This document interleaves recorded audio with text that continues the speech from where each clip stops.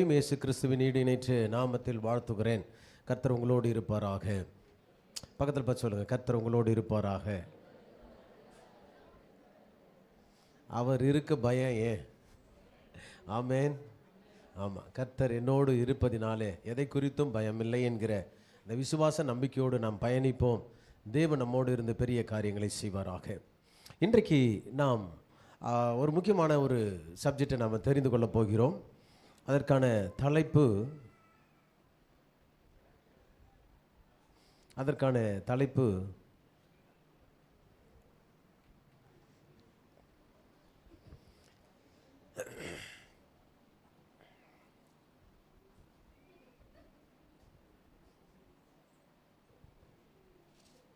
வாசித்து கேட்டதான 2 கொரிந்தியருடைய புத்தகத்தில் நம்ம தியானித்ததான அல்லது கேட்டதான பகுதி 13வது வசனத்திலிருந்து அந்த அதிகாரம் முடிய இப்படியாய் சொல்லுகிறது. விசுவாசித்தேன், ஆகையால் பேசினேன். நாம் எதை விசுவாசிக்கிறோமோ அதை பேசுகிறவர்களாய் இருக்க வேண்டும். இன்றைக்கு உங்களோடு கூட பகிர்ந்து கொள்ளப் போகிற செய்தி என்ன என்று சொன்னால், அதில் 16வது வசனத்தை நாம் வாசிக்கலாம். ஆனபடியினாலே நாங்கள் சோர்ந்து போகிறதில்லை, எங்கள் புறம்பான மனுஷனானது அழிந்தும் உள்ளான மனுஷனானது நாளுக்கு நாள் புதிதாக்கப்படுகிறது. கிறிஸ்தவ ஜீவியம் என்பது ஒரு நாளில் ரட்சிக்கப்பட்டு அந்த ரட்சிப்பின் நிமித்தமாய் பரலோகம் போகலாம் என்கிறதான குறுக்கு வழி அதிலே இல்லை. ஒரு நாள் தேவ சமூகத்தில் ஜெபித்து விட்டு இந்த ஜெபம் போதும் என்று சொல்லி இந்த ஜெபத்தின் மூலமாய் தேவனுடைய ஆசீர்வாதத்தை பெற்றுக்கொள்ளுகிற வழியும் அல்ல. ஒரு நாள் உபவாசம் இருந்துவிட்டு இந்த உபவாசத்தின் மூலமாய் கர்த்தர் என் ஜெபத்தை கேட்பார் என்கிற நம்பிக்கையோடு காத்திருப்பது கிறிஸ்தவ ஜீவியம் அல்ல. வேதம் தெளிவாய் சொல்லுகிறது, ஒவ்வொரு தேவ பிள்ளையும் தேவனோடு கூட இணைந்து வளருகிற ஒரு வாழ்க்கை இருக்க வேண்டும். அது எப்படி என்றால், ஒவ்வொரு நாளும் நம்முடைய உள்ளான மனிதனை புதுப்பிக்கிற ஒரு தொடர் நடவடிக்கை தான் கிறிஸ்தவ வாழ்க்கை. நான் சொல்றது உங்களுக்கு விளங்கும்னு நினைக்கிறேன். இன்றைக்கு வெளியரங்கமான நம்முடைய சரீரம் இருக்கிறது. சீனாவில் அதற்கு ஒரு மருத்துவத்தில் ஒரு காரியத்தை கண்டுபிடித்திருக்கிறார்கள். இந்த முத்துக்களை எடுத்து அவர்கள் உடல் முழுவதும் தேய்த்து கொள்வார்கள். அந்த சருமம் உலர்ந்து போகாமல் எப்பொழுதும் பளபளப்பாக இருக்க வேண்டும் என்பதற்காக முத்துக்களை தேய்த்து கொள்ளுகிற பழக்கம் இருக்கிறது. இதே நீங்கள் ருமேனியா தேசத்தில் இந்த சரீரத்தை பாதுகாப்பதற்கு மண் குளியல் என்று சொல்லி ஒரு குளியலை கண்டுபிடித்திருக்காங்க. களிமண்ணை ரொம்ப சுத்தமாக சுத்திகரித்து அதில் பூசிக்கொண்டு ஒரு நாள் முழுவதும் இருந்து குளித்து தங்களுடைய சருமத்தை பாதுகாத்து கொள்ளுகிறார்கள். பல தேசங்கள் இப்படியாய் உடல் அளவான அந்த சரீரத்தை பாதுகாப்பதற்கு பல வழிகளை ட்ரீட்மெண்ட்டை என்கிற போர்வையில் எடுக்கிறது உண்டு. பலர் நம்ம கேள்விப்பட்டிருப்போம்.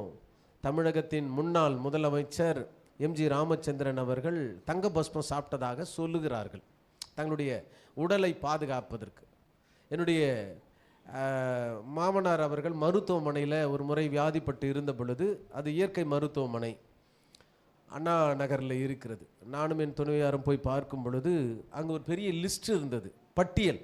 என்ன பட்டியல்னா, இந்த உடலை சுத்திகரிப்பதற்கான புதுவிதமான பட்டியல். நாம் எதுவுமே கேள்விப்பட்டிருப்போம். ஆவி குளியல், வாழை இலை குளியல். வாழை இலை குளியல் தெரியுமா? ஒரு ஆளை என்ன பண்ணுவாங்கன்னா, நல்லா சேரை பூசி அவங்கள பூசிட்டு அந்த வாழை இலைக்குள்ளே சுருட்டி வெயிலில் படுக்க வச்சுருவாங்க. அதிலிருந்து ஒரு மருத்துவம் கிடைப்பதாக. இப்படி பலவிதமாய் தங்களுடைய வெளியரங்கமான சரீரத்தை பாதுகாப்பதற்காக, வயது மூப்பின் தோற்றம் தெரியாமல் இருப்பதற்காக மனிதர்கள் பல பிரயாசங்கள் எடுக்கிறாங்க. ஏன், நாம் கூட ஒரு 20-30 வருஷமாக பேரன் லெவல் யூஸ் பண்ணுறோம். யாராவது ஒருத்தராவது வெள்ளையானவங்களானா இல்லை. அதனாலேயே அவன் என்ன பண்ணிட்டான், இப்போ அதை பேரே மாற்றிட்டான். என்ன பேர் மாற்றினா? என்ன பேர் மாற்றிருக்கான்? எனக்கு ரொம்ப சந்தோஷம். நம்ம பிள்ளைங்க அதெல்லாம் பயன்படுத்தாமல் இயற்கையாக ஆண்டவருடைய பிரசன்னத்தில் உங்கள் முகங்கள்லாம் பளிச்சிடுறதை பார்த்த உடனே ரொம்ப சந்தோஷமாக இருக்கிறது. ஹல்லேலூயா. ஒருத்தரும் ஒரு க்ரீம் போடுறது கிடையாது. எனக்கு அதுதான் ஆச்சரியம். நம்ம சபையில் சொல்கிறேன், ஒருத்தரும் க்ரீம் போடுறது கிடையாது, பியூட்டி பார்லர் போடுறது கிடையாது. நீங்கள் எந்த இல்லாமல் நேச்சராகவே ஏவாளுக்கு என்ன அழகு இருந்ததோ இல்லையா, தேவ சாயலாய் உண்டாக்கப்பட்ட முதல் மனுஷி எப்படி இருந்திருப்பாங்க கொஞ்சம் யோசனை பண்ணி பாருங்கள். அதுக்கு அடுத்ததெல்லாம் ரொம்ப முகம் கருத்து போயிருக்கும் பாவத்தில். ஆனால் அதே போல் சுபாவம் முகமும் உங்களுக்கு இருப்பதற்காக ஆண்டவருக்கு நான் நன்றி செலுத்துகிறேன். ஆனால் உங்களுடைய மேக்கப் அறைக்கு வந்து பார்த்தா தெரியும், போகட்டும். அப்போ நம்ம சரீரத்தின் வெளியரங்கமான சரீரத்தை நம்ம பொலிவிக்க பல காரியங்களை பிரயாசத்தோடு எடுத்துக்கொண்டிருக்கிறோம். ஆனால் தேவ பிள்ளையே, நீங்கள் மேலான சரீரத்தை மற்றவர்கள் பார்க்கும்படியாக நம்ம ப்ரிப்பேர் பண்ணுறோமே, உள்ளான ஒரு மனுஷன், உள்ளான ஒரு சரீரம் இருக்கிறது. இதை தேவன் தான் காண முடியும். அப்போ தேவனுக்கு முன்பாக நாம் எப்படி இருக்கிறோம் என்பது மிகப்பெரிய கேள்வியோடு இந்த செய்தியை ஆரம்பிக்க விரும்புகிறேன். இந்த வசனத்திலே சொல்லுகிறது, லூக்கா எழுதின சுவிசேஷ புத்தகம் 2ஆம் அதிகாரத்தில் 40வது வசனம். இயேசு கிறிஸ்துவை குறித்து ஒரு அழகான வசனம் இருக்கிறது, வாசிங்க. பிள்ளை வளர்ந்து ஆவியிலே பலன் கொண்டு ஞானத்தினால் நிறைந்து, எப்படி இருக்கு பாருங்க. ஒரு பிள்ளை வளரும் பொழுதே உள்ளான மனுஷன் அது ஆவியிலே பலன் கொண்டு ஞானத்தில் நிறைந்து கிருபையிலே வளர்ந்தது என்று நாம் சொல்லுகிறோம். நம்முடைய கிறிஸ்தவ வாழ்க்கையில் நாம் எப்படி வளருகிறோம்? ஏனென்று சொன்னால், இந்த வாசிக்க கேட்ட இந்த 2 கொரிந்தியருடைய புத்தகம் 4ஆம் அதிகாரம் 18வது வசனம் சொல்லுகிறது, ஏனெனில் இப்போ நம்ம பார்க்கிற இந்த முகம், இந்த பார்க்கிற இந்த சரீரம், பார்க்கிற இந்த உருவம் எப்படிப்பட்டதாம்? அனித்தியமானது, அனித்தியமானது. ஆனால் காணப்படாமல் உள்ளாய் இருக்கிறது ஒரு மனிதன், அவன் நித்தியமானவன். இந்த அனித்தியமானது அழிந்து போகும் இல்லையா, இது சிதைந்து போகும், இது உருக்குலைந்து போகும், இது ஒன்றுமில்லாமல் போகும். மண்ணிலிருந்து எடுக்கப்பட்ட மனிதன் மண்ணுக்கு திரும்புவான் என்பது நியதி. அப்போ ஒன்றுமில்லாமல் போகிற இந்த சரீரத்துக்கு கொடுக்கிற முன்னுரிமை காணப்படாமல் நித்தியத்திற்கு போக போகிற உள்ளான மனுஷனுக்கு நீயும் நானும் என்ன செய்து கொண்டிருக்கிறோம்? இதை எல்லா மதமும் எல்லா மார்க்கமும் போதிப்பது கிடையாது. கிறிஸ்தவம் இதில் அதிகமாய் சொல்லுகிறது, நமக்கு அடுத்த ஒரு வாழ்க்கை இருக்கிறது, அந்த வாழ்க்கை நித்தியமான வாழ்க்கை, அந்த வாழ்க்கை இறைவனோடு இணைந்திருக்கிற வாழ்க்கை, அந்த வாழ்க்கை பேரின்ப வாழ்க்கை, அந்த வாழ்க்கை பிரச்சனை இல்லாத வாழ்க்கை, அந்த வாழ்க்கைக்கு வாழ்வதற்கான வழியை தான் கிறிஸ்துவம் போதித்து கொண்டு இருக்கிறது. ஹல்லேலூயா, ஹல்லேலூயா. அப்போ பாருங்க, இந்த சரீரத்தை நாம் எப்படி பாதுகாக்கிறோமோ, உள்ளான மனிதனையும் நாம் பாதுகாக்க வேண்டியது, நாளுக்கு நாள் அவருக்குள்ள வளர்க்க வேண்டியது அவசியமாக இருக்கிறது. இது ஒரு ஃபண்டமெண்டல் டாக்டரின் என்று சொல்லுவாங்க, அடிப்படை சத்தியமாக இருந்தாலும் இதை நம்ம 6 மாதத்துக்கு ஒரு முறை, 3 மாதத்துக்கு ஒரு முறை நாம் திரும்ப திரும்ப கேட்கும் பொழுது தான், நான் இன்றைக்கு ஓடுகிற ஓட்டம் சரியாக இருக்கிறதா, நான் ஜெபிக்கிற ஜெபம் சரியாக இருக்கிறதா, நான் பயணிக்கிற இந்த கிறிஸ்தவ வாழ்க்கை பயனுள்ளதாக இருக்குமா என்கிறதான ஒரு கேள்வியை நமக்குள்ளே கேட்டு, அந்த வழி விலகி இருந்தால் அதை சரிப்படுத்தி கொள்வதற்கு இது ஏதுவாக இருக்கும். ஆனால் இன்றைக்கு இருக்கிற கிறிஸ்தவர்களுடைய நிலைமை எப்படி இருக்கிறது? பிரதர், நான் இப்போ ஃபண்டமெண்டலாக ஒரு 5 கேள்விக்கான பதிலை நான் சொல்ல போகிறேன். இந்த கேள்விகளை கேட்கும் பொழுதெல்லாம் நமக்குள்ளே ஒரு காரணம் தோன்றும், என்னால் முடியலை என்கிற ஒரு பதில் நமக்கு வரும். ஏன்னா, எனக்கு இருக்கிற பிரச்சனை அது மாதிரி பிரதர், எனக்கு இருக்கிற வியாதி அது மாதிரி, எனக்கு இருக்கிறதான உபத்திரம் அது மாதிரி, எனக்கு இருக்கிறதான டென்ஷன் அது மாதிரி, எனக்கு இருக்கிறதான குடும்ப சூழல் அது மாதிரி, எனக்கு இருக்கிற வேலையினுடைய தன்மை அது மாதிரி என்று பல காரணங்களை நாம் சொல்லி கொண்டிருக்கலாம், சொல்ல முடியும். இப்போ யாருக்காவது கேட்டால், உங்களை பார்த்து ஒரு கேள்வி கேட்டோம், பிரதர் என்ன பிரதர் உங்களுக்கு டைம் இருக்குதா? நான் பாருங்க பயங்கர பிஸி பிரதர். என்ன பிஸி? காலையில் 4 மணிலேருந்து நைட்டு 11 மணி வரல எனக்கு தொடர்ச்சியான வேலைகள். காகம் கூவும் பொழுது, காகம் கத்தும் பொழுது கிளம்பி கோட்டான் கூவும் போது திரும்புகிற ஒரு வேலை. அப்படின்னா ஏர்லி மார்னிங்கில் போயிட்டு மிட் நைட்டில் திரும்பி வருகிற அவ்வளோ பிஸி.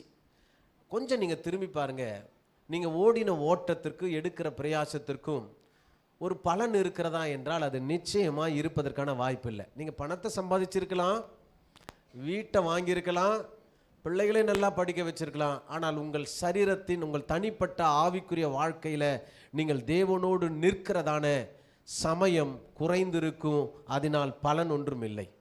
தேவ பிள்ளையே, நாம் பெயர் மாற்றிக்கொள்வதினாலே கிறிஸ்தவர்கள் அல்ல, சபைக்கு வருவதனாலே கிறிஸ்தவர்கள் அல்ல, வேதம் வாசித்து பாடல் பாடுவதனாலே ஆராதிப்பதனாலே கிறிஸ்தவர்கள் அல்ல. நம்முடைய வாழ்க்கையை நாம் திரும்பி பார்ப்போம். அது பயனுள்ளதாய் தேவனோடு நடக்கிறதாய் இருக்கிறதா? 2 கொரிந்தியருடைய புத்தகம் 4ஆம் அதிகாரம் 17வது வசனம் சொல்லுகிறது, மேலும் காணப்படுகிறவைகளை அல்ல, காணப்படாதவைகளை நோக்கி இருப்பதுதான் கிறிஸ்தவ ஜீவியம். அல்லேலூயா. ஐயா, உலகம் எதை நோக்கி ஓடிக்கொண்டிருக்கிறது? எனக்கு எதிர்காலத்தில் ஒரு வீடு வேண்டும், எதிர்காலத்தில் ஒரு உயர்வு வேண்டும், எதிர்காலத்தில் ஒரு புகழ் வேண்டும், எதிர்காலத்தில் இந்த காரியங்கள் எல்லாம் எனக்கு திட்டமிட்டு நடக்க வேண்டும். உலகம் காணப்படாதவைகளை காணப்படுகிறவர்களை நோக்கி ஓடிக்கொண்டிருக்கிறது. நீயும் நானும் காணப்படாதவைகளை நோக்கி ஓடிக்கொண்டிருக்கிறோம். இப்போ அந்த 2 பேரும் ஓட்டம் வேறு வேறு திசையில் இருக்கிறது. ஆனால் நம்முடைய நோக்கம் தேவனை நோக்கி இருக்கிறது. ஆனால் வேதம் சொல்லுகிறது, நமக்கு அதிசீக்கிரத்தில் நீங்கும் லேசான நம்முடைய உபத்திரவம் மிகவும் அதிகமான நித்திய கனமகிமையை. இந்த உபத்திரவங்கள் எல்லாம் தூக்கி ஓர வைங்க, ஆனால் நித்திய மகிமைக்கு நேராய் நம்மை அர்ப்பணிப்போம். ஆமென். இந்த பாடுகள், இந்த உபத்திரவங்கள், இதற்கெல்லாம் ஒரு முடிவு உண்டு. இதன் வழியாய் ஓடி நாம் ஜெயிக்கும் பொழுது நமக்கு கனத்தையும் மகிமையும் ஆண்டவர் நமக்கு வைத்திருக்கிறார். ஹல்லேலூயா. இந்த பாடுகளோடு ஓடுவோம். இல்லை இதை சொல்லிட்டு ஆண்டவருடைய சமூகத்தை விட்டு விலகுகிறவளாய் இல்லாமல். ரொம்ப ஆச்சரியமான விஷயம் என்னென்னா, தேவ சமூகத்தை ரொம்ப பேர் ரொம்ப அசால்ட்டாக நினச்சிடுறாங்க. ஒன்றை நினைத்து கொள்ளுங்கள், உங்கள் வாழ்க்கையில் உயர்வு வேண்டுமா, உங்கள் வாழ்க்கையில் மேன்மை வேண்டுமா, உங்கள் வாழ்க்கையில் அடுத்த கட்டத்துக்கு நீங்கள் உயர்த்தப்பட வேண்டுமா, ஒன்றை தெரிந்து கொள்ளுங்கள். தேவனுடைய சமூகத்துக்கு முன்பாக எந்த மனிதன் தாழ்த்துகிறானோ, எந்த மனிதன் காத்திருக்கிறானோ, அவனுடைய உயர்வை இந்த உலகத்தில் ஒரு மனிதனாலும் தடை செய்ய முடியாது. கரங்களை உயர்த்தி அல்லேலூயா. அப்படி என்றால் உங்கள் உயர்வை ஒருவராலும் தடை செய்ய முடியாது. கர்த்தர் நிச்சயம் உங்களை உயர்த்துவார். அல்லேலூயா. நேராக இப்பொழுது செய்திக்குள்ளே வரலாம். இப்போ தேவன் விரும்புகிற அல்லது நம்மை சரிப்படுத்தி கொள்ளுகிற, நம்மை புதுப்பித்துக் கொள்ளுகிற ஒரு 5 வழிகளை உங்களோடு சொல்லுகிறேன். எல்லாருக்கும் தெரிந்த பகுதிகள் தான். முதல்ல ஒரு காரியம், வார்த்தையிலே நாம் நிலைத்திருக்க வேண்டும். நீங்கள் இந்த புதிதாக்கப்பட வேண்டும் என்று சொன்னால் முதல்ல நம்ம செய்ய வேண்டியது வார்த்தையிலே நிலைத்திரு இருக்க வேண்டும். இரு என்கிற அந்த முடிவோடு கூட இந்த 5 குறிப்புகளை நான் உங்களுக்கு சொல்லுகிறேன். வார்த்தையிலே நிலைத்திரு. யோவான் 15ஆம் அதிகாரம் 7வது வசனத்தை நான் வாசிக்கலாம். யோவான் 15ஆம் அதிகாரம், நீங்கள் என்னிலும் என் வார்த்தைகள் உங்களிலும் நிலைத்திருந்தால் நீங்கள் கேட்டுக்கொள்வது எதுவோ, என் அன்பு தேவ பிள்ளையே, நீங்கள் புதிதாக்கப்பட வேண்டும் என்று சொன்னால், ஒவ்வொரு நாளும் நீங்கள் புதுப்பிக்கப்பட வேண்டும் என்று சொன்னால், கர்த்தருடைய கரத்தில் நீங்கள் பயன்பட வேண்டும் என்று சொன்னால், இந்த வெளியான மனிதனை தவிர்த்து உள்ளான மனிதன் நாளுக்கு நாள் பலனடைய வேண்டும் என்று சொன்னால், முதல்ல நம்ம செய்ய வேண்டிய ஒரு காரியம் வார்த்தையிலே நிலைத்திருக்க வேண்டும். யோவானுடைய புத்தகத்தில் வாசிக்கிறோம், அந்த வார்த்தை தேவனிடத்தில் இருந்தது, அந்த வார்த்தை தேவனாய் இருந்தது. அந்த வார்த்தையாகிய இயேசுவை என் வாழ்க்கையில நான் பிடித்து கொண்டு அவருக்குள்ளே நான் நிலைத்திருக்க வேண்டும் என்கிற தீர்மானம் தேவ பிள்ளை உனக்கு எனக்கு இருக்க வேண்டும். ஆமென். வார்த்தையிலே நிலைத்திருக்க வேண்டும். வசனம் சொல்லுகிறது, யோவான் 8ஆம் அதிகாரத்தின் 31வது வசனத்தை நாங்கள் வாசிக்கலாம். நோக்கி, நீங்கள் என் உபதேசத்தில் நிலைத்திருந்தால் மெய்யாகவே என் சீஷராய் இருப்பீர்கள். நீங்கள் தேவனுடைய பிள்ளைகளாய் இருக்க வேண்டும் என்று சொன்னால், வசனம் சொல்லுகிறது, முதலிலே அவருடைய வார்த்தையிலே, அவருடைய உபதேசத்தில் நம் நிலைத்திருக்கிறவர்களாய் இருக்க வேண்டும். அப்படி என்றால் என்ன? ஒவ்வொரு நாளும் தேவனுடைய வார்த்தையை தேடி வாசிக்கிறவர்களாய் இருக்க வேண்டும். ஒவ்வொரு நாளும் அந்த வார்த்தையில நாம் நடக்கிறவர்களாய் இருக்க வேண்டும். ஒவ்வொரு நாளும் வார்த்தைகளை கேட்கிறவர்களாய் இருக்க வேண்டும். ஒவ்வொரு நாளும் வார்த்தையின் மீது நாம் நம்முடைய விசுவாசத்தை உறுதிப்படுத்தி அதன் மேலே நம்முடைய விசுவாச கட்டிடத்தை கட்டுகிறவர்களாய் இருக்க வேண்டும். கவனிக்கிறீங்களா? அப்போ வார்த்தையை நிறைய முதல்ல கேட்கணும். நீங்கள் பேசுவதற்கு முன்பாக கேட்கிறதற்கு நீங்கள் மிகவும் பிரயாசப்படுங்கள் என்று வசனம் சொல்லுகிறது. தீவிரமாய் இருக்க வேண்டும், அதிகமாய் கேட்க வேண்டும், நிறைய வார்த்தைகளை கேட்கணும், நிறைய சத்தியங்களை கேட்கணும், நிறைய தேவனுடைய வார்த்தைகளை நீங்கள் படிக்கணும்.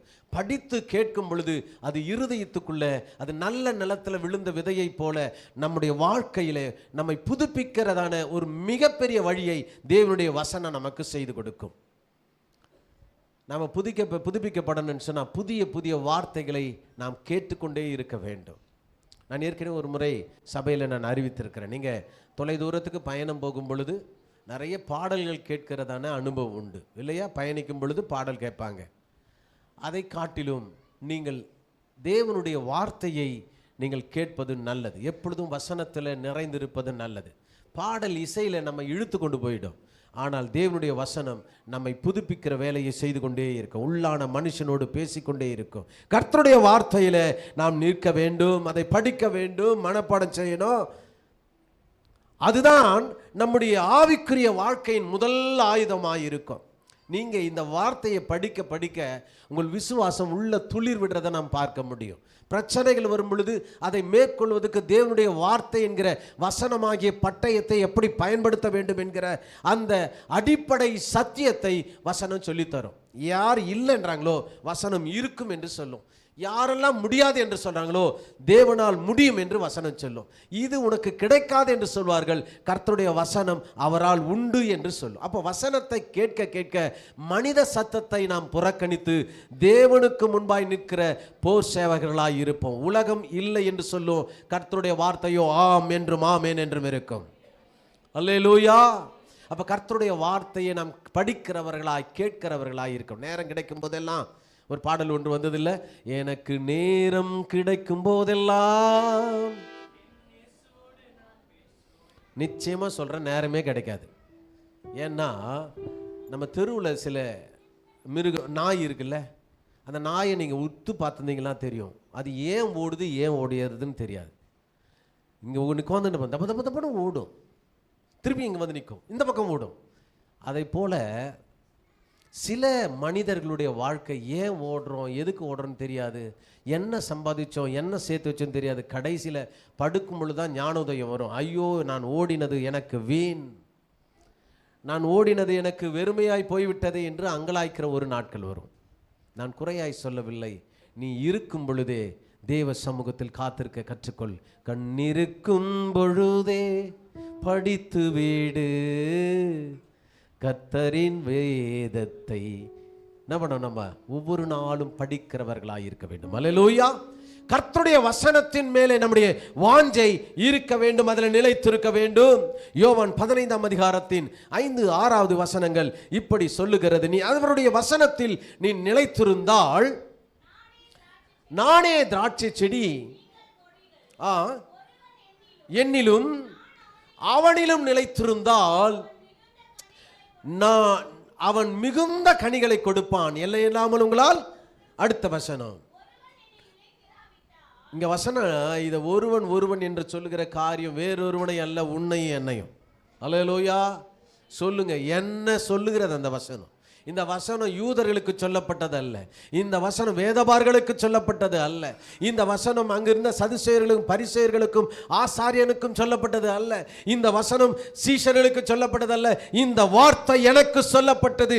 நான் அவரிலே நிலைத்திருந்தால், நான் அவரிலே சார்ந்திருந்தால் அவர் எனக்குள்ளே இருப்பார், அவருக்குள்ளே நான் வளருவேன், நான் கனி கொடுக்கிறவனாய் இருப்பேன்.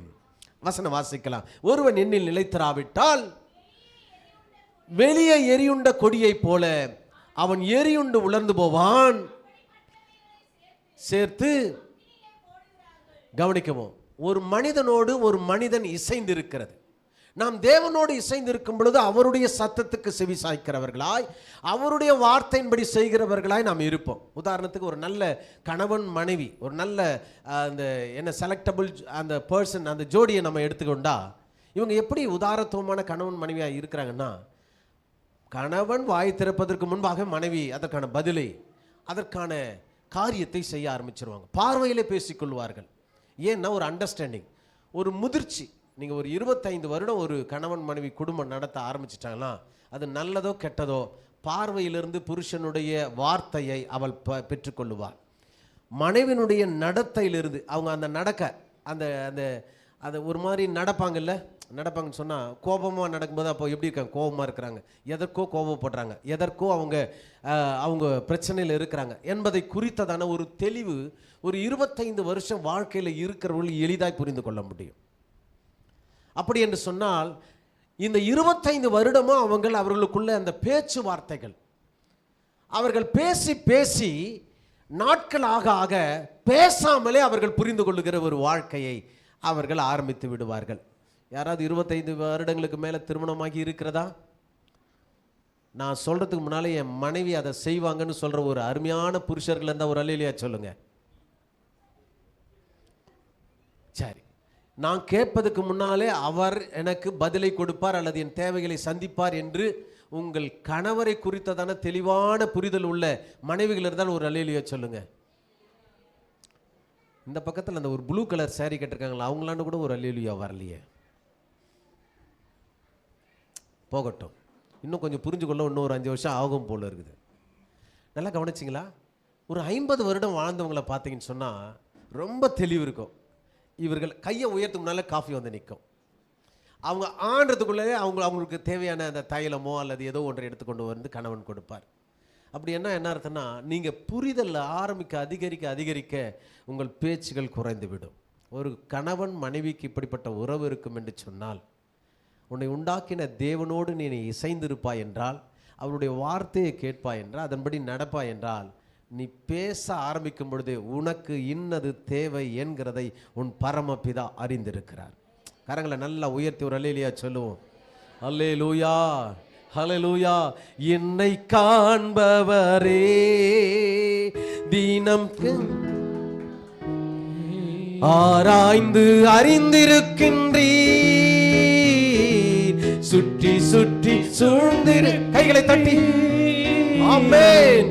ஆராய்ந்து அறிந்திருக்கின்றீர், சுற்றி சுற்றி சூழ்ந்திருக்கின்றீர். நான் அமர்வதும் நான் எழுவதும், நான் அமர்வதும் நான் எழுவதும் நன்றாய் நீர் அறிந்திருக்கின்றீர். ஏசப்பாவை பார்த்து சொல்லுங்க, நன்றாய் நீர் அறிந்திருக்கின்றீர். ஆமென். ஏன்னா அவர் என்னை புரிந்து கொண்டார். அல்லேலூயா. அவரோடு நான் வளர வளர என் தேவைகளை அவர் சந்திக்க அவரால் முடியும். நம்முடைய ஆண்டவரை குறித்ததான இன்னும் தெளிவான பார்வை நமக்கு வேணும் பிரதர். காரணம் என்ன தெரியுங்களா? நீங்கள் இந்த உலகத்தில் எந்த உறவெல்லாம் ரொம்ப முக்கியம் நினைக்கிறீங்களோ அந்த உறவு ஒரு நாள் நம்மை விட்டு போயிடும். அந்த அன்பு ஒரு நாள் குறைந்து விடும். அந்த உறவு ஒரு நாள் நம்மை விட்டு வேறு பிரிந்து போயிடும். ஆனால் கருவை என் கண்கள் கண்டன, மறைவாய் வளர்வதை கவனித்தீரே. என் கருவை உன் கண்கள், என் கருவை கண்டவர், மறைவாய் வளர்வதை கவனித்தீரே. அதிசயமாய் பிரமிக்கத்தக்க பக்குவமாய் உருவாக்கினீ, அதிசயமாய் பிரமிக்கத்தக்க பக்குவமாய் உருவாக்கினீ. நன்றி ராஜா இயேசு. கரங்களை உயர்த்தி சொல்லலாமா? நன்றி ராஜா இயேசு ராஜா, என்னை காண்பவர் நீயும் காப்பவரே. அல்லேலூயா. நாம் அவருடைய வார்த்தையிலே நிலைத்திருந்தால், அவரோடு வாழ்கிற வளர்கிற ஒரு உன்னத அனுபவத்தை பெற்றுக்கொள்ளும். யோவான் 15ஆம் அதிகாரம் 5-6வது வசனத்தை வாசிக்கலாம். இப்பொழுது வாசித்த அந்த பகுதி, நாம் முதல்ல தேவனிலே நிலைத்திருக்க வேண்டும். இரண்டாவது, தேவ வார்த்தைகள் நம்மிலே நிலைத்திருக்க வேண்டும். அவரோடு நாம் நிலைத்திருந்தால்தான் அவருடைய வார்த்தைகள் நமக்குள்ளே நிலைத்திருக்கும். ஆமென். நீ பேசுகிற 10 வார்த்தையில 2 வார்த்தை இயேசுவை பிரதிபலிக்கிற வார்த்தையாய் இருந்தால் நீ இன்னும் அவரோடு கூட வளர்ந்து கொண்டிருக்கிறாய் என்று அர்த்தம். அல்லேலூயா. 10ல் 8 வார்த்தை கெட்ட வார்த்தையாக இருந்தால் ரொம்ப நீ தொலைவில் இருக்குன்னு அர்த்தம். நம்மை நாம் சரிப்படுத்தி கொள்ளுவோம். தேவனோடு இசைந்திருக்கிறவன் அவரோடு இருக்கிறான் என்று வேதம் சொல்லுகிறது. மார்க்கு 4ஆம் அதிகாரம் 14வது வசனத்தை நாம் வாசிக்கும் பொழுது, மார்க்கு 4:14 விதைக்கிறவன் வசனத்தை விதைக்கிறான். ஒவ்வொரு நாளும் இந்த நல்ல நிலமாகிய இருதயத்துக்குள்ள வசனத்தை நாம் விதைத்து கொண்டிருக்க இருக்க அந்த வசனம் நமக்கு வேரூன்றி பலன் தருகிறதா இருக்கும். ஹல்லேலூயா. நீ பேசும் பொழுது வசனம் வெளிவந்தால் உனக்குள்ள அது மிகுந்த கனிகளை கொடுத்து விருட்சமாய் இருக்கிறது என்று அர்த்தம். நீ பாடும் பொழுது வசனம் வரணும், நீ பேசும் பொழுது வசனம் வரணும், மற்றவர்களுக்கு ஆலோசனை சொல்லும் பொழுது வசனம் வரணும். வசனம் வசனம் வசனம். எந்த மனுஷனுக்குள்ள வசனம் நிறைந்திருக்கிறதோ அந்த மனுஷனை விட்டு பிசாசு தூரத்தில் இருப்பான். ஏனென்றால் இயேசு கிறிஸ்து வசனத்தால் நிரம்பி இருந்தார். அவர் பேசுகிறதை கேட்டு ஆச்சரியமடைந்தார்கள் ஆசாரியர்கள், வேதவர்கள் ஆச்சரியமடைந்தார்கள். இது என்ன ஞானம்! நான் படித்த அந்த காரியங்களை விட இவர் பேசுகிறது புதுமையாய் இருக்கிறதே. அதனால தான் பிசாசு 40 நாள் அவர் உபவாசித்து ஜெபித்து முடித்து வெளியே வந்த முன்பு அவரை சோதிக்க 3 சோதனைகளை கொண்டு வருகிறான். அந்த 3லேயும் தேவன் வசனத்தினால் பிசாசை மேற்கொண்டார்.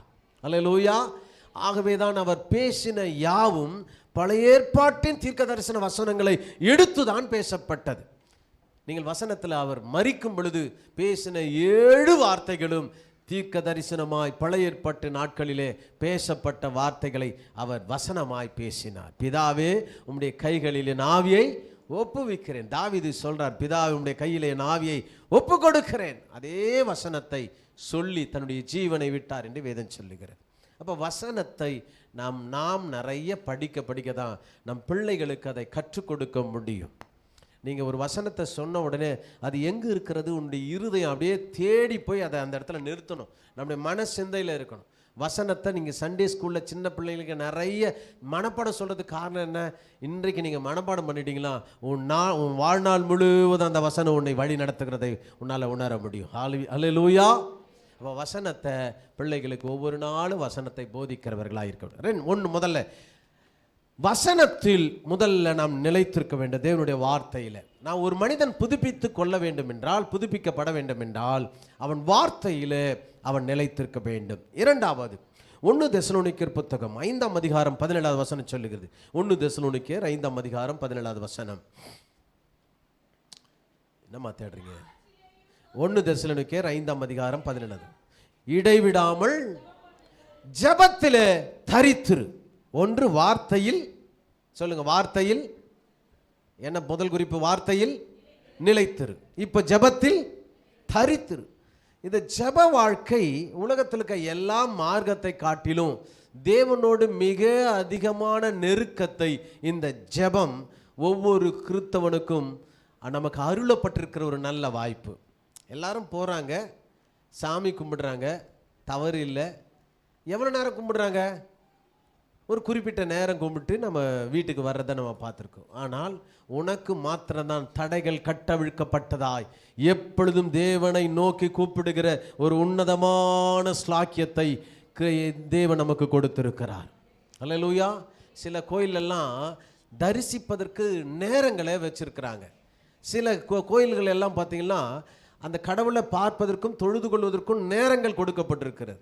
ஆனால் 24 மணி நேரமும் பரலோகம் திறக்கப்பட்டு உன் ஜபங்களுக்காய் எப்பொழுதும் தேவதூதர்கள் ஏறுகிறவர்களாய் இறங்குகிறவர்களாய் அதை எடுத்து செல்லுகிறவர்களாய் பதில் கொண்டு வருகிறாய் எப்பொழுதும் 7x24 எப்பொழுதும் இயங்கிக் கொண்டிருக்கிற ஒரு மிகப்பெரிய மார்க்கமே கிறிஸ்தவம் தான்.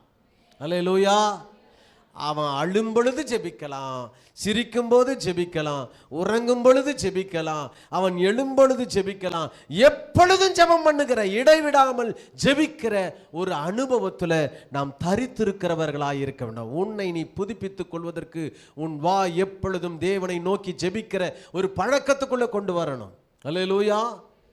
இதை எப்படி ஜெபிக்கலாம்? நீண்ட நேரம் ஜெபிக்கலாமா, குறைஞ்ச நேரம் ஜெபிக்கலாமா, ஸ்தோத்திரம் மட்டும் பண்ணலாமா, ஆராதிக்க மட்டும் பண்ணலாம், அதெல்லாம் இன்னொரு ரெஸ்ட்ரிக்ஷன். நீங்கள் எப்பொழுதும் கர்த்தரை துதித்து கொண்டு இருக்க வேண்டும். ஆமென்.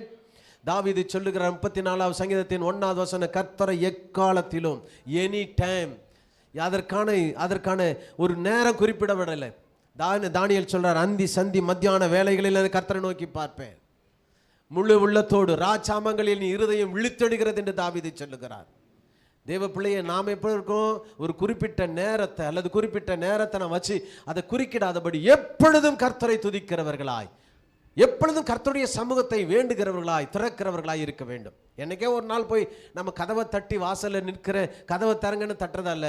நீ அடிக்கடி போயிட்டு வந்தா உனக்காக எப்பொழுதும் கதவு திறந்திருக்கும். ஜெபிக்கிறவன் அப்படித்தான், உங்களுக்கான பதிலும் உடனுக்குடனாய் கிடைத்து கொண்டே இருக்கும். அல்லேலூயா. எப்போ ஜெபிக்கிறவனுக்கு எப்பொழுதுதான் கிடைக்கும். ஒவ்வொரு நிமிடமும் ஆண்டவரோடு கூட பேசுகிறவனுக்கு கதவு எப்பொழுதும் திறந்து கொண்டே இருக்கும். அல்லேலூயா. அதுதான் சில தேவ மனுஷருக்கும் நமக்கும் இருக்கிற வித்தியாசங்கள். சிலர் இடைவிடாமல் ஜெபிக்கிறபடினால்தான் அவங்க கேட்கிறதற்கான பதில் உடனடியாக கிடைக்கிறது. நாம் எப்போ கேட்கறதுனால்தான் அது எப்பாவது சேங்ஷன் ஆகி வருது. ஆமேன். அல்லேலூயா. இப்போ ஆண்டவர் சொல்லுகிறார், நீங்கள் ஜெபத்தில் தரித்திருந்து ஒவ்வொரு நாளும் உங்களை புதுப்பித்துக் கொள்ளுகிறவர்களாக இருக்க வேண்டும். உங்களுடைய ரொம்ப விலை உயர்ந்த நேரம் எது தெரியுமா? இந்த 7 நாட்களில் நீங்கள் தேவ சமூகத்தில் உட்கார்ந்துருக்கிற மதிப்பில்லாத நேரம், வேல்யூபிள் டைம் இந்த நேரம் தான். இந்த நேரத்தில் ஒவ்வொரு நிமிஷமும் தேவனோடு கூட நீங்கள் ஐக்கியத்தை நீங்கள் வைத்திருக்கும் பொழுது அடுத்து இருக்கிறதான 6 நாட்களும் 21 மணி நேரமும் தேவன் தம்முடைய கரத்தினால் உங்களை பயன்படுத்துவார். ஹல்லேலூயா, ஹல்லேலூயா. நல்லா கவனிங்க. ஜபத்தின் அளவுகோல் என்ன? நீங்கள் சபைக்கு வரீங்களா இல்லையா என்பதை ஊழியக்காரன் மேலேருந்தே பார்த்துருவான். இன்றைக்கி யார் யார் வரலன்னு என்னால் லிஸ்ட் அப்படியே டக்குன்னு கொடுக்க முடியும். அவன் பார்த்து கொண்டிருக்கான். குடும்ப ஜபம் பண்ணுறீங்களா இல்லையான்றதை உங்கள் குடும்பத்தார் அறிந்திருக்கிறார்கள் இல்லையா? எல்லாருக்கும் தெரியும். குடும்ப ஜபம் பண்ணுறீங்களான்னா ஒருத்தர் போய் பேசினா கூட மாட்டிப்பாங்க. ஆனால் உங்கள் தனிப்பட்ட ஜபம் இருக்கிறதா என்பதை தேவன் தான் பார்த்து கொண்டிருக்கிறார். அல்லேலூயா. நீங்கள் தேவனோடு வைத்திருக்கிற தொடர்பை நீங்கள் எப்படி இருக்கிறீங்க? இன்றைக்கு நாமே கேட்போம், ஆண்டவரோடு வைத்திருக்கிற தொடர்பு இருக்கிறதா? நீங்கள் ஆதியில் எவ்வளவோ அன்பாக இருந்துறீங்க. நீங்கள் ஆண்டவரோடு செலவிட்ட நேரங்கள் எவ்வளவு? அவர் உங்களை வழிநடத்தி அன்பாய் நடத்தின உங்களை சந்தோஷித்த நாட்கள் எத்தனை? உங்களை ஆண்டவர் போஷித்த நாட்கள் எத்தனை?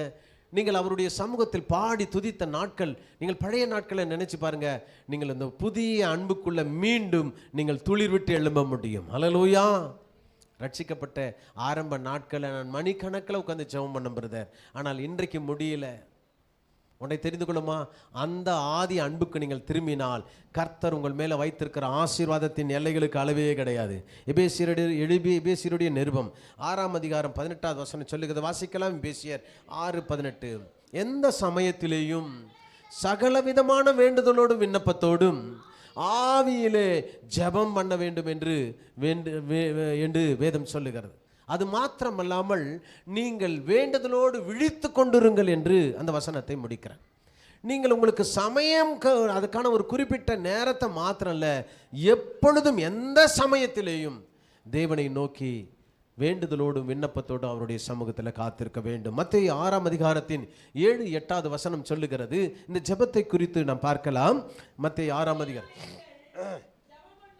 பண்ணும் பொழுது அவர்கள் அதிக வசப்பினால் தங்கள் நினைக்கிறார்கள்.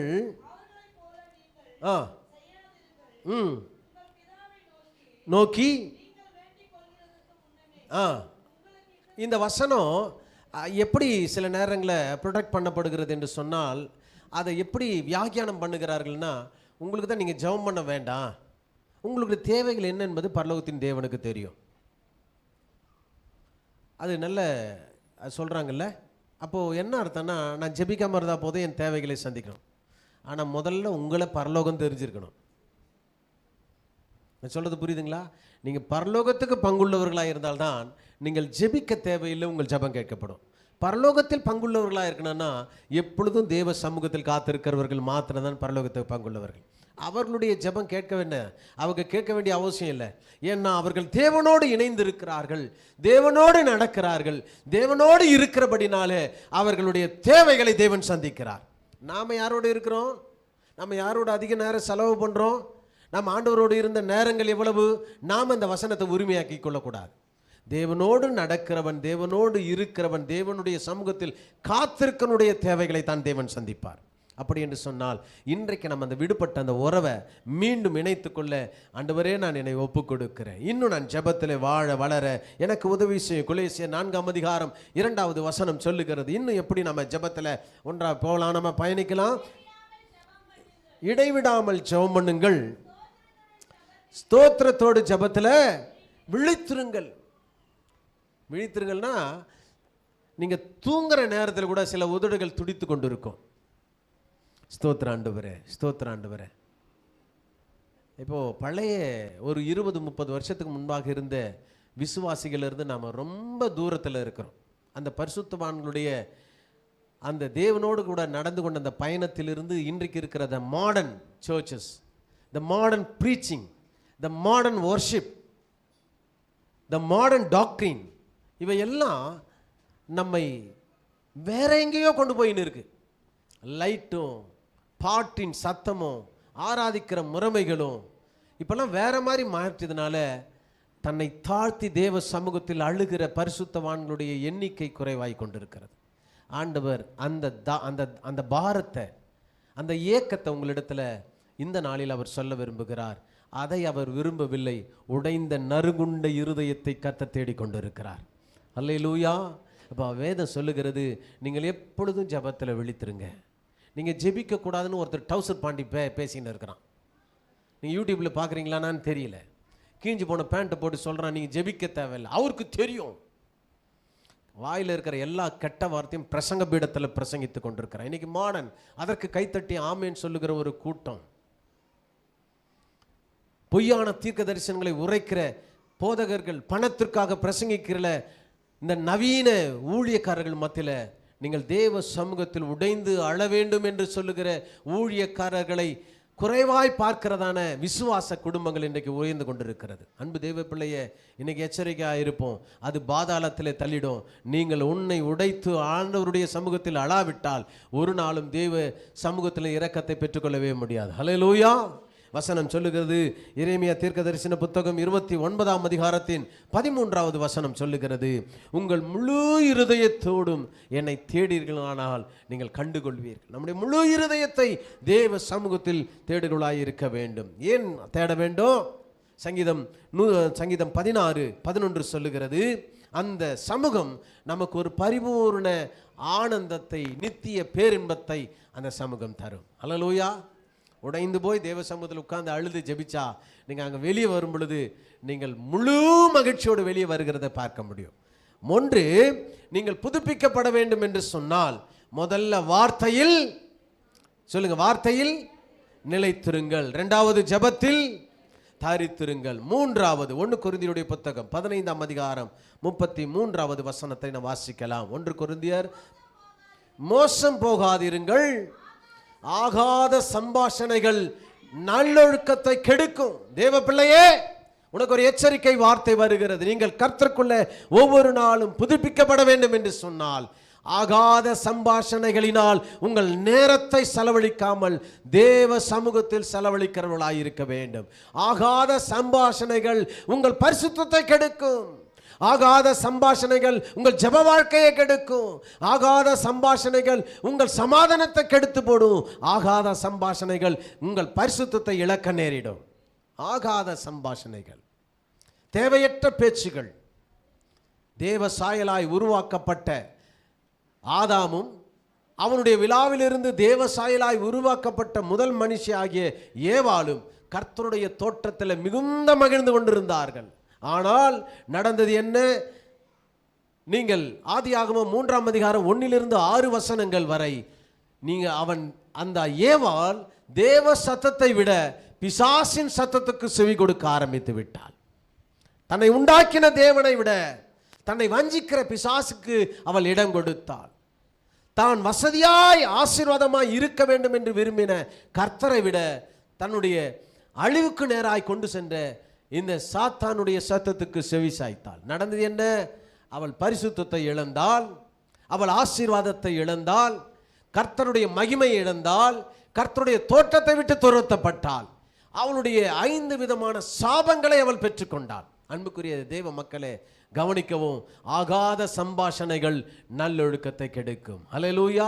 உன் அழைப்பின் மேலே நீ ஜாக்கிரதையாயிரு. ஆண்டவர் அழைத்திருக்கிற அழைப்பு மிகப்பெரிய மிக முக்கியமான நோக்கத்திற்காக தேவன் உன்னை அழைத்திருக்கிறார்.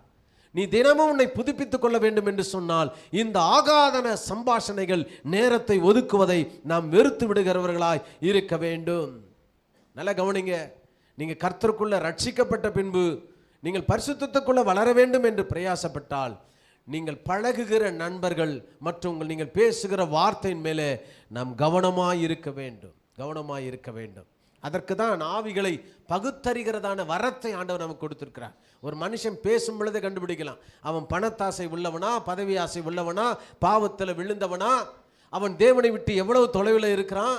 நீங்கள் இதை அறிந்து கொள்ள முடியும் பேசும் பொழுதே. அதற்காக தான் ஆண்டவர் நமக்குள்ள அந்த அபிஷேகத்தை கொடுத்திருக்கார். அப்படி என்றால் அவனை விட்டு விலகு என்று வேதம் சொல்லுகிறது. அவனை விட்டு விலகு. உன்னுடைய ஆவிக்கு விரோதமாய் செயல்படுகிற எந்த மனுஷனோடு உனக்கு ஐக்கியம் வேண்டாம்.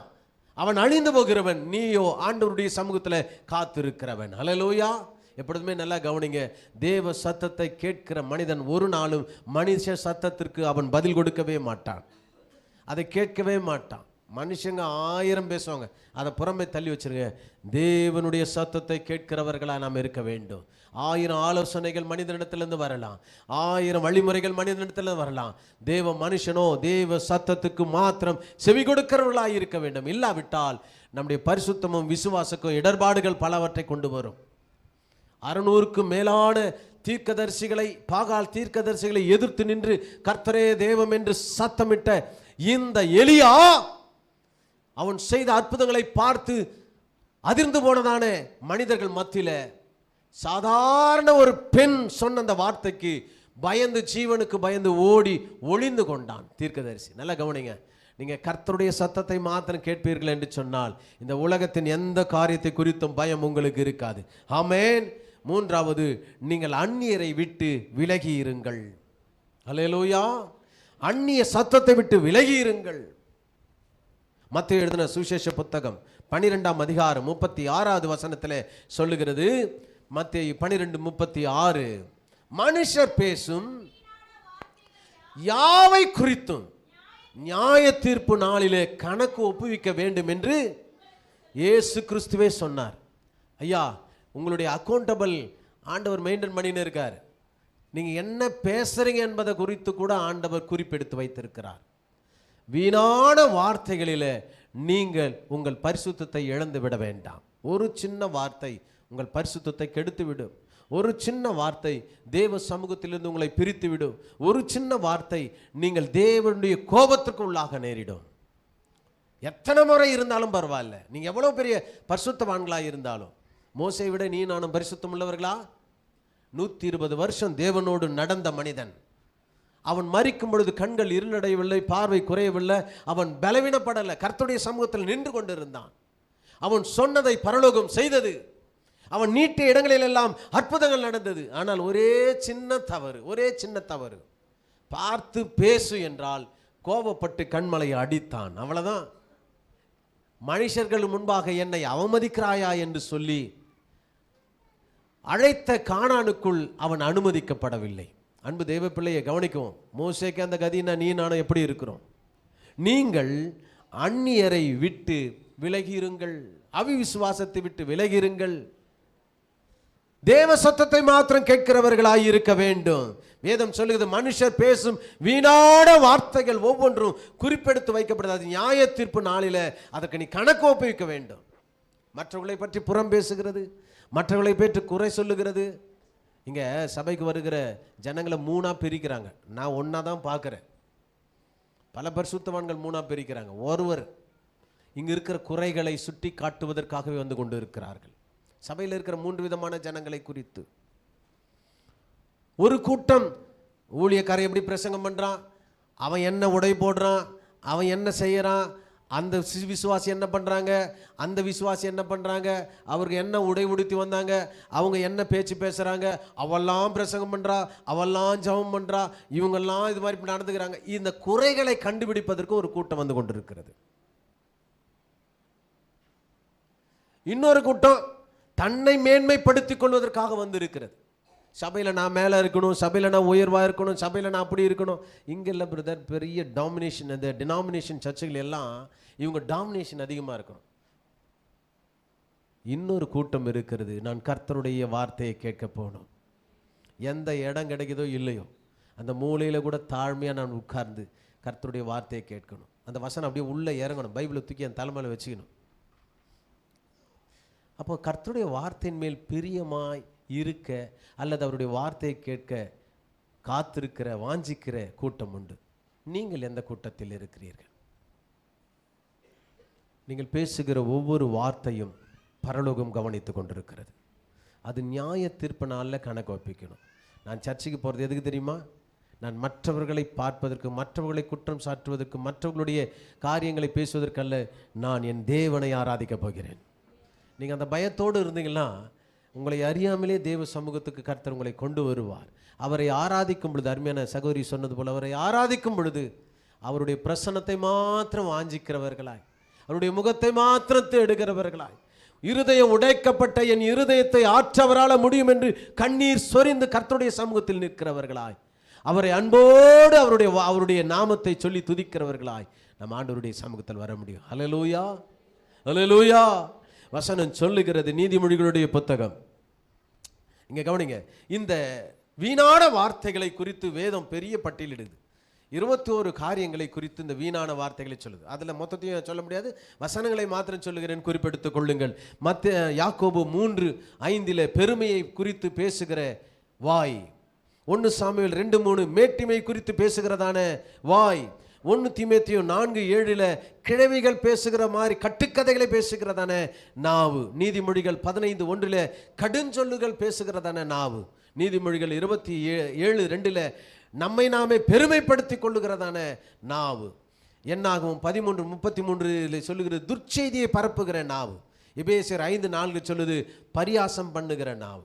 நல்லா கவனிங்க, இந்த நாவை நம்மிலிருந்து விலக்கி வைப்போம், கர்த்தருக்குள்ளே கலிகூறுள்ளாய் இருப்போம். 4வது காரியம், எபேசியர் 5:18 வசனத்தை வாசிக்கலாம். எபேசியர் 5:18 முதல் குறிப்பு, வசனத்தில் நிலைத்திரு. 2 ஜபத்திலே தரித்திரு. 3வது அந்நியரை விட்டு விலகிரு. 4வது ஆவியிலே நிரம்பிரு. வசனம் சொல்லுகிறது 5:18 துன்மார்க்கத்திற்கு ஏதுவான மதுபான வெறி கொள்ளாமல் ஆவியிலே நிறைந்திருக்கிற ஒரு அனுபவம் தேவ பிள்ளையே, தேவ மக்கள் உங்களுக்கு இருக்க வேண்டும். 24 மணி நேரமும் உன்னுடைய ஆவி தேவனோடு கூட தொடர்பில் இருக்க வேண்டும். எப்பொழுதும் கர்த்தரை துதிக்கிறதான நாவாய் இருக்க வேண்டும். எப்பொழுதும் ஆவிலே அனல் உள்ளவர்களாய் இருக்க வேண்டும். அனலும் இல்லாமல் குளிரும் இல்லாமல் இருந்தால் உன்னை வாந்தி பண்ணி போடுவேன் என்று கர்த்தர் சொல்லுகிறார். நீ வெது வெதுப்பாய் இருப்பதை நாடாதே, கர்த்தருக்குள்ளே அனல் கொண்டீர் என்று வேதம் நம்மை எச்சரிக்கிறது. ஒவ்வொரு நாளும் நம்மை ஆவியான மனிதன், உள்ளான மனிதன் நம்ம என்ன பண்ணணும்? நிறைந்திருக்க வேண்டும். அப்போஸ்தலர் 19:1-2 வசனம் சொல்லுகிறது, அதை பெற்றுக்கொள்வதற்காக நாம் ஓடுகிறவர்களாய் இருக்க வேண்டும். வசனத்தை வாசிக்கலாம். அப்போஸ்தலர் 19:1-2 பவுல் சொல்லுகிறார், இருக்கையில் போய் வந்தான். சிலர் சீஷரை கண்டு, நீங்கள் விசுவாசிகளான போது பரிசுத்த ஆவியை பெற்றீர்களா என்று கேட்டான். அதற்கு அவர்கள் உண்டென்பதை நாங்கள் கேள்விப்படவே இல்லை என்று சொன்னார்கள். 6வது வசனம் சொல்லுகிறது, அப்பொழுது அவன் அவர்கள் மேல் தன் கைகளை வைத்தான். அவர்கள் மேல் வந்தார். அப்பொழுது அவர்கள் அந்நிய பாஷைகளை பேசி தீர்க்க தரிசனம். அப்ப என்ன தேவ பிள்ளையே, இன்றைக்கு முக்கியமான தேவை உனக்கு எனக்கும், நீங்கள் ஆவியிலே நிரம்பி இருக்கிறவர்களாய் இருக்க வேண்டும்.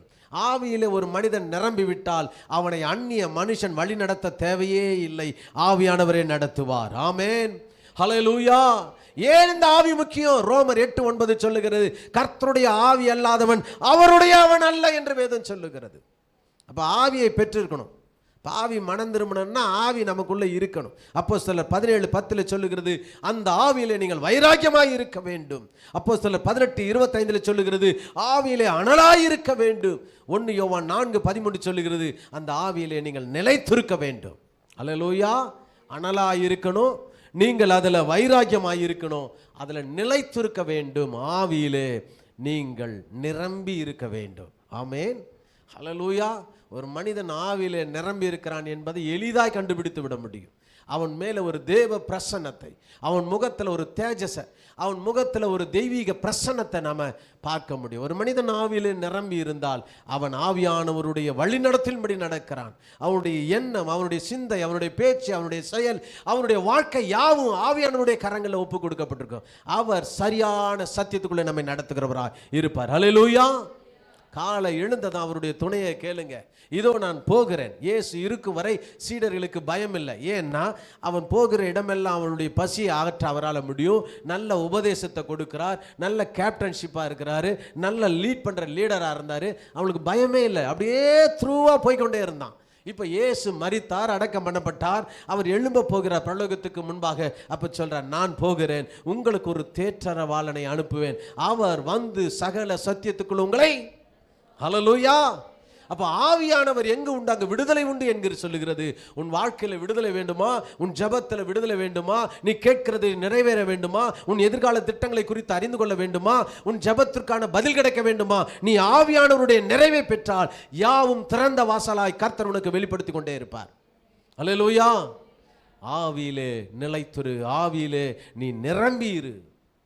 ஆமென். அபிஷேகம் நுகங்களை முறிக்கும். ஆவியிலே நிரம்பி இருக்கிற மனிதனுக்கு தடைப்பட்ட எல்லா கதவுகளும் தானாய் திறக்கும். ஆமென். பவுலும் சீலாவும் சிறைச்சாலையில் கர்த்தரை துதித்தார்கள். நடந்தது என்ன தெரியுமா? அவர்கள் சிறையிருப்பை கர்த்தர் மாற்றினார். பேதுருவை சிறைச்சாலையில் வைத்து அடைத்தார்கள். அந்த தேசத்தினுடைய கதவுகளெல்லாம் திறந்து கர்த்தர் கொண்டு வந்தார். நீ கர்த்தருடைய ஆவியிலே நிலைந்திருப்பாய் என்று சொன்னால், அவருடைய அபிஷேகத்தில் நிறைந்திருப்பாய் என்று சொன்னால், எல்லா கதவுகளும் திறக்கப்பட்டு கர்த்தர் உன்னை கொண்டு போய் தம்முடைய கரத்தில் அவர் பயன்படுத்துகிறவர்களாக இருப்பார். ஆமென். கிறிஸ்துவம் என்பது நீ நினைக்கிற மாதிரி நீ வந்து போகிற இடமல்ல பிரதர். உன் எதிர்கால திட்டங்களை தேவனுடைய கரத்திலிருந்து நீ பெற்றுக்கொள்ள முடியும். ஆமென். உன்னுடைய நீ நினைக்கிற வேண்டுகிற எல்லாவற்றுக்கும் மேலாய் தேவனுடைய திட்டம் சுலபமாய் இருக்கும். நீங்கள் ஜெபிக்கிறதை காட்டிலும் அதனுடைய பலன் அதிகமாக இருக்கும். என்ன செய்யணும்? நீங்கள் ஆவியில் எப்பொழுதும் நிரம்பினவர்களாக இருக்க வேண்டும். ஆமென். ஆவியை அல்லாதவன் அவருடைய நல்ல என்று வேதம் நம்மை எச்சரிக்கிறது. ஜாக்கிரதையாக இருப்போம். ஹல்லேலூயா. ஐந்தாவது ஒரு காரியம், முதல்ல ஒன்று சொல்லுங்க. நீங்கள் ஒவ்வொரு நாளும் புதுப்பிக்கப்பட வேண்டும் என்றால் வசனத்தில் நிலைத்திரு, ஜெபத்தில் தரித்திரு, அந்நியரை விட்டு விலகிரு, ஆவியிலே நிரம்பியிரு. கடைசியாக ஒன்று, நீ பக்தி விருத்தியை விரும்பியிரு. மூன்றாவது விரும்பணும். எதை? பக்தி விருத்தியை விரும்பணும். 1 தீமோத்தேயு 4:7 இந்த கடைசி குறிப்பில் தான் ஆண்டவருடைய அபிஷேகம் இருக்கிறது. எப்படியாவது படிக்கட்டலன்னா உட்காந்து அந்த ஆசீர்வாதத்தை பெற்றுக்கொண்டு தான் போகணும். நீ வாசிமா. நீங்கள் வசனம் சொல்லுது, சீர்கேடும் கிழவிகளுமான பேச்சாய் இருக்கிற கட்டுக்கதைகளுக்கு விலகி தேவ பக்திக்கு ஏதுவான முயற்சி பண்ணு. பக்தி விருத்தியை விரும்பீர். ஹல்லேலூயா. எதை விரும்பணும்? ஒவ்வொரு நாளும் கர்த்தருக்குள்ள வளருகிறதை விரும்பணும். த ஸ்பிரிச்சுவல் எடிஃபிகேஷன் என்று சொல்றாங்க. ஆவியில நீங்க பக்தி விருத்திக்கு ஏதுவானதை நாம் விரும்பி இருக்க வேண்டும். ரோமர் 15:2 சொல்லுகிறது. வசனத்தில் சீக்கிரம் வாசிங்க. ரோமர் 15:2.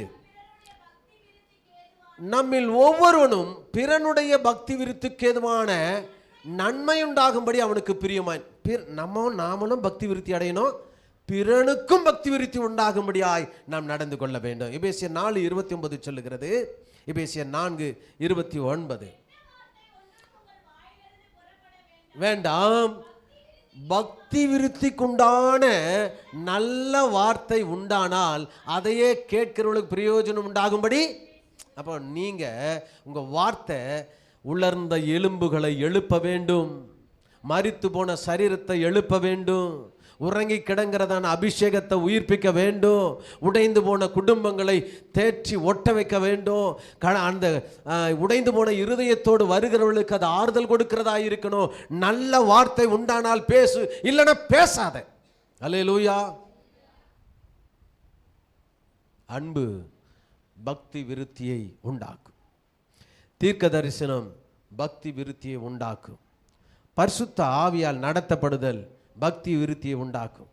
சபை ஐக்கியம் உங்கள் பக்தி விருத்தியை உண்டாக்கும். இந்த பக்தி விருத்தியை உண்டாக்குகிற 5 காரியம்.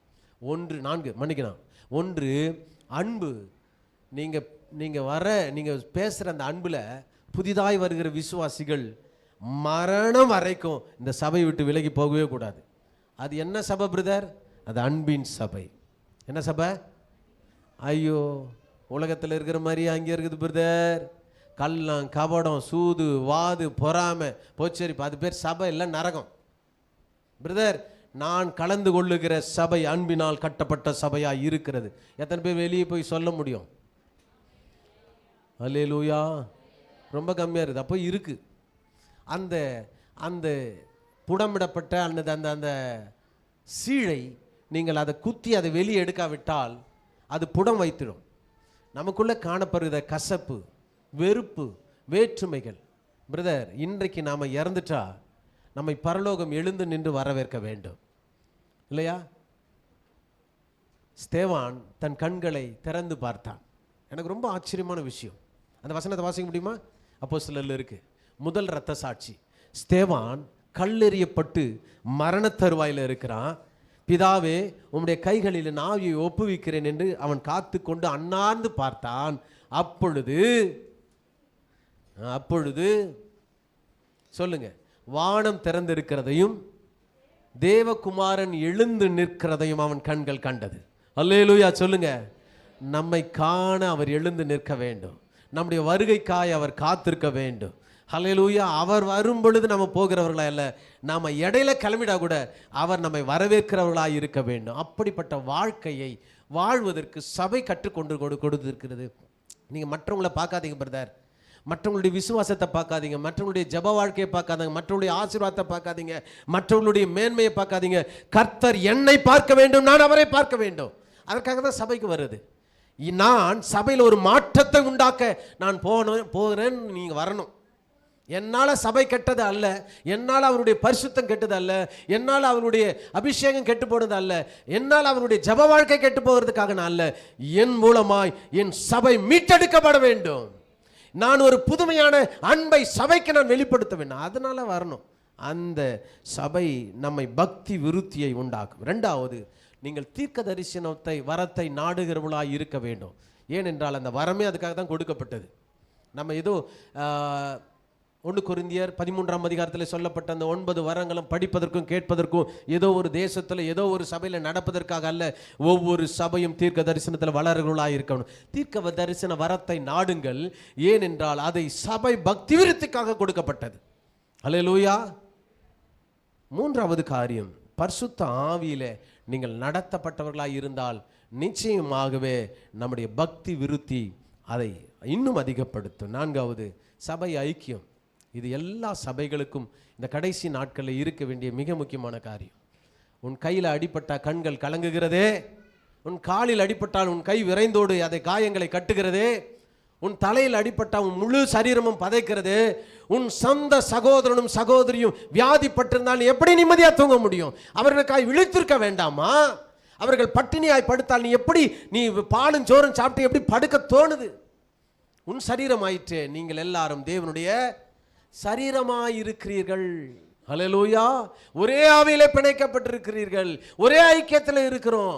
ஒருத்தருக்கு உடம்பு சரியில்லை, உதாரணத்துக்கு இப்போ அனுசியா சிஸ்டர் சொன்னாங்க, என் பொண்ணுக்கு உடம்பு சரியில்லை அப்படின்ட்டு.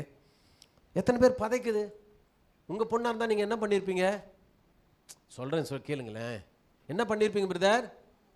முதல் காரியம் என்ன பண்ணியிருப்பீங்க? ஆண்டவருடைய சமூகத்தில் ஜெபிச்சிருப்பீங்க. ஜெபிப்போமா மாட்டோமா? இன்றைக்கி போய் ஜெபம் பண்ணுறோமா? அது நம்ம பொண்ணாச்சு. அன்பு சகோதரி சசிக்கு ஸ்டோன் இருக்குது, 11.5 mm இருக்குது, வெளியே வர முடியாத சூழ்நிலை. ஆனால் ஒன்று எங்களுக்கு நிச்சயம், தேவனால் கூடாத காரியம் ஒன்றும் இல்லை. அவர் சீக்கிரமாய் ஒரு நல்ல சுகத்தை தருவார். நாங்கள் பாரத்தோடு ஜெபிச்சிருக்கோம். நீங்கள் ஜெபிச்சிருக்கீங்களா? இன்றைக்கு அந்த குறிப்பை சொல்லி இருக்கிறோம். அன்பு சகோதரனே, சகோதரியே, உன் சகோதரி, உன் பிள்ளை, உன்னுடைய அன்பு சகோதரிக்கு அப்படி ஏற்பட்டால் நீங்கள் என்ன செய்வீங்க? பதைக்க வேண்டாமா? ஹல்லேலூயா. சபை தேவனுடைய ஐக்கியமாயிருக்கிறது, அவருடைய சரீரமாயிருக்கிறது, அவரே தலை, நாம் எல்லாம் அவருடைய அவயங்களாக இருக்கிறோம். ஒன்று பாடுபட்டால் இன்னொன்று பாடுபட வேண்டும். ஆமேன். ஹல்லேலூயா. ஒன்று பாடும் விழும்போது நகைத்தால் உனக்குள்ள பரிசுத்த ஆவி இல்லை, வேற ஏதோ அங்கே கோளாறு இருக்குதுன்னு அர்த்தம். பத்தியா உழுந்துட்டான், பத்தியா அவளுக்கு பிரச்சனை, பத்தியா அவளுக்கு வியாதி, பத்தியா அவளுக்கு பலவீனம், எப்படி ஓடினா பார், அதெல்லாம் வேணாம். ஒரு சரீரம் பாடுபட்டால் இன்னொரு சரீரம் அழுதுதான் ஆக வேண்டும். நம்ம எல்லாம் எழுந்து நிற்கலாம் ஆண்டவருடைய சமூகத்தில்.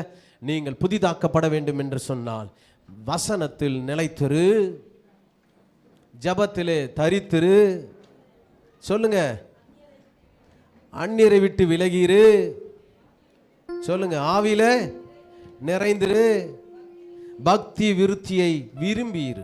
நீங்க இருங்க, அவர் செய்வார். ஆமென். நீங்க சும்மா இருங்க, கர்த்தர் உங்களுக்கு ஆயுத்தம் பண்ணுவார். ஆமென்.